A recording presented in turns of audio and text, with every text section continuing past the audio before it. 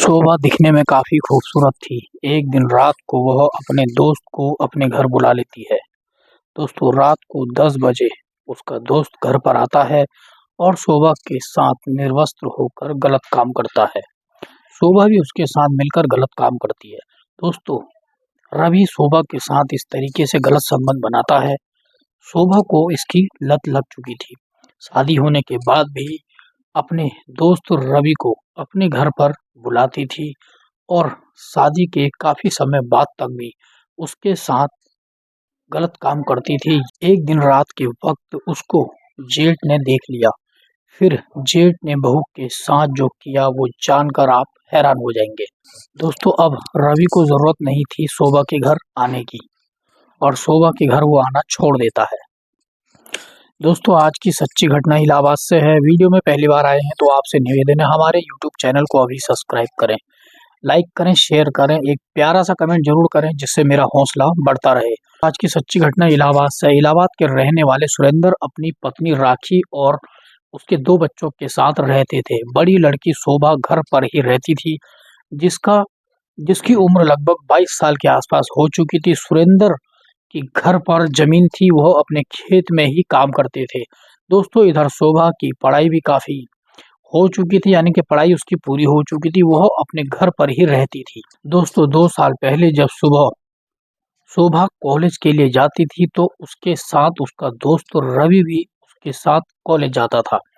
रवि दूसरी जाति का लड़का था। दोनों एक ही साथ रहते थे और सुबह को कॉलेज जाया करते थे और शाम को भी दोनों साथ ही अपने घर वापस आया करते थे।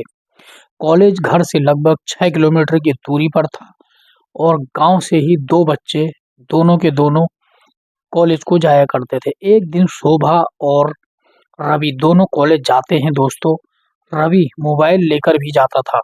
दोस्तों, जब भी शोभा और रवि कॉलेज जाते थे तो रवि अपने मोबाइल पर उसको गंदी फिल्में दिखाता था और दोनों जने रास्ते भर गंदी फिल्म देखते ही रहते थे। शोभा भी उसके साथ गंदी फिल्म देखने की लत उसको लग चुकी थी। अब कॉलेज से आते वक्त गंदी फिल्म बहुत देखते थे, एक जगह पर बैठ जाते थे जंगल किनारे और वही एडल्ट फिल्म देखते थे, गंदी फिल्म देखते थे और फिर घर को आते थे। एक दिन रवि ने सुबह से बोला, आज गंदी फिल्म दोनों देखते हैं और हम दोनों को जैसा इस फिल्म में चल रहा है ऐसा हम दोनों को करना चाहिए। दोस्तों, पहले तो शोभा मना करती है, लेकिन रवि धीरे धीरे उसे अपनी बातों में लेने लगता है और उससे अश्लील बातें करने लगता है।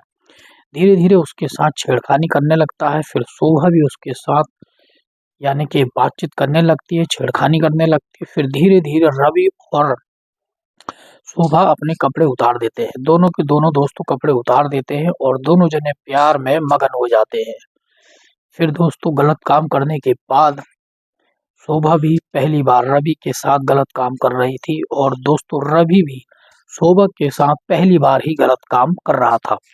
रवि शोभा के साथ इतनी जोर जोर से गलत काम करता है, शोभा को भी धीरे धीरे काफी अच्छा महसूस होने लगता है। दोस्तों, काफी देर तक गलत काम करने के बाद वो घर आ जाते हैं। दोस्तों, दूसरे दिन वह फिर से स्कूल जाते हैं और घर को आते वक्त दोबारा से गलत काम करते हैं। अब दोस्तों, दोनों को गंदी फिल्म और गंदा काम करने की दोनों को लत लग चुकी थी। गंदा काम करने की लत शोभा को इतनी गंदी लग चुकी थी, शोभा एक दिन में भी रवि के साथ बगैर मिले नहीं रह पाती थी। दोस्तों, अब रवि और शोभा का गलत काम करने का कोई टाइम नहीं था। जब भी उनको आपस में मौका मिलता था तो वो गलत काम करना स्टार्ट कर देते थे।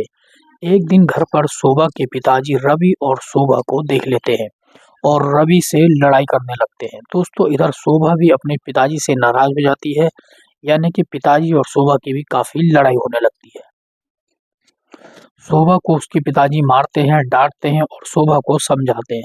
शोभा, बेटी, मुझे तुमसे ऐसी उम्मीद नहीं थी। इस तरीके की बात वह शोभा से करते हैं और शोभा से कहते हैं, मैं तुम्हारी शादी कहीं करवा दूंगा। तो अब शोभा के पिताजी शोभा के लिए लड़का देखना शुरू कर देते हैं।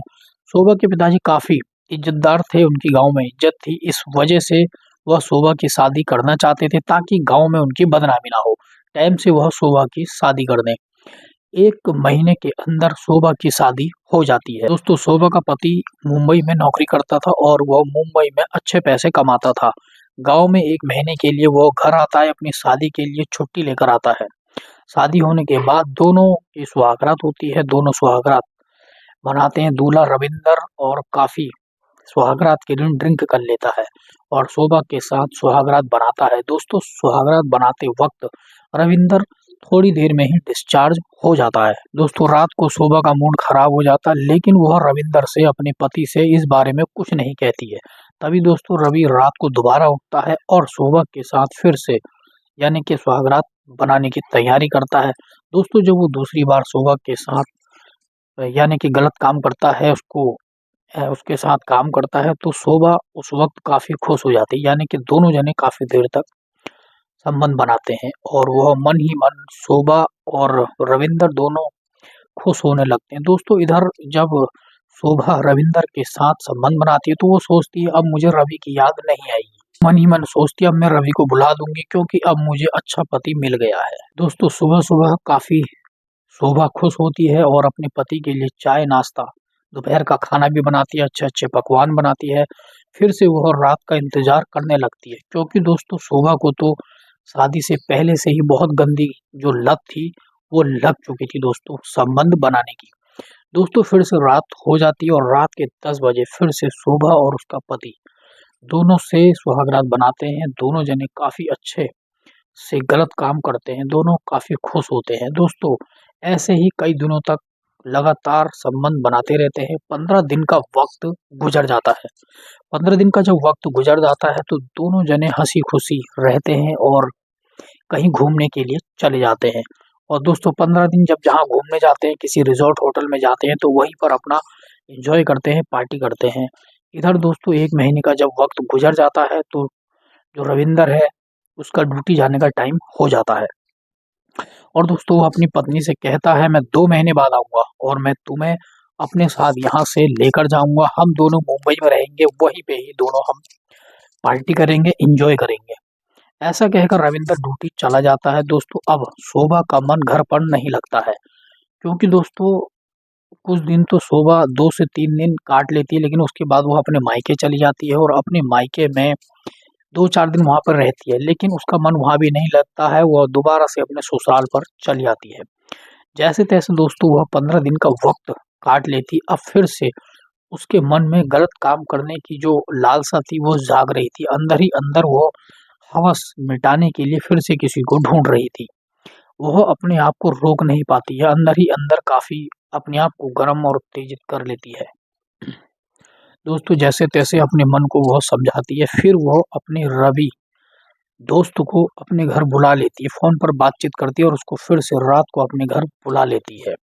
दोस्तों रवि बराबर उसकी ससुराल पर आया करता था और उसके साथ लगातार यानी कि उसे प्यार करता था, दोनों जने प्यार करते थे और सुबह अंधेरे-अंधेरे में वह वापस चला जाता था। कई दिनों तक दोस्तों ये सिलसिला चलता रहा। एक दिन उसका चाचा ससुर का लड़का जो रिश्ते में शोभा का जेठ लगता था। दोस्तों शोभा का जो जेठ था वो उसकी घर में एंट्री हो जाती है यानी कि उसके घर में वो आ जाता है। जेठ का नाम दोस्तों अज्जू था। अज्जू बेहद खूबसूरत और लंबा-चौड़ा था। दोस्तों अज्जू पहले से ही शादीशुदा था, उसके 2 बच्चे थे। अज्जू शोभा के गाँव में आता है। वह अज्जू जो था दोस्तों मकान बनाने का काम करता था, वो ठेकेदार था, ठेकेदारी करता था। शोभा के गाँव में जेठ का काम चल रहा था। वह अपने जेठ को नमस्कार करती है दोस्तों, वो जैसे ही अपने जेठ को नमस्कार करती है तो उसके सर से जो चुन्नी है वो गिर जाती है और उसका जेठ उसके बड़े-बड़े स्तन को देखने लगता है। तो जेठ शोभा को देखता ही रहता है क्योंकि दोस्तों जेठ शोभा को इस कदर देखता है, अपनी आँखें नहीं हटाता है, अपनी तीखी और करारी नज़रों से उसको देखता है। शोभा काफ़ी खूबसूरत थी और जब उसकी चुन्नी नीचे गिर जाती है, तो उसकी नज़रें नहीं हटती यानी कि उसके जो स्तन हैं वह उनको देखने लगता है। दोस्तों जेठ कहता है शोभा के ससुर से मैं 1 महीने के लिए यहाँ पर आया हूँ और मैं यहीं पर रहूँगा। दोस्तों अब जेठ इस घर में ही रहने लगता है, दोपहर का खाना, नाश्ता, चाय-पानी अब वो यहीं रहता है। एक दिन जब रात को रवि शोभा से मिलने आता है, तो रात के वक़्त जब वह दोनों जने मीटिंग कर रहे थे, दोस्तों आपस में एन्जॉय कर रहे थे, तभी उसका जेठ रात को रवि को देख लेता है और अंधेरे में रवि को पकड़ लेता है और रवि को बहुत मारता है। उस दिन दोस्तों रवि वहां से भाग जाता है। इस बात का फायदा उसका जेठ उठाने की सोचता है। अब उसे यह पता चल जाता है कि शोभा क्या चाहती है, क्योंकि दोस्तों शोभा का जो आदमी था वह बाहर रहता था। इस वजह से वह शोभा को अपने कब्जे में लेने लगता है। एक दिन घर पर कोई नहीं था, शोभा बाथरूम में नहा रही थी। अचानक जेठ आ जाता है और अपनी बहू को नहाते हुए देख लेता है। उसका गोरा बदन देखकर जेठ उसका दीवाना हो जाता है, उस पर मोहित हो जाता है। बाथरूम के बाहर खड़ा होकर उसको नहाते हुए देखता रहता है। दोस्तों इधर शोभा बाथरूम में नहा रही थी, वह भी अपने जेठ को देख लेती है।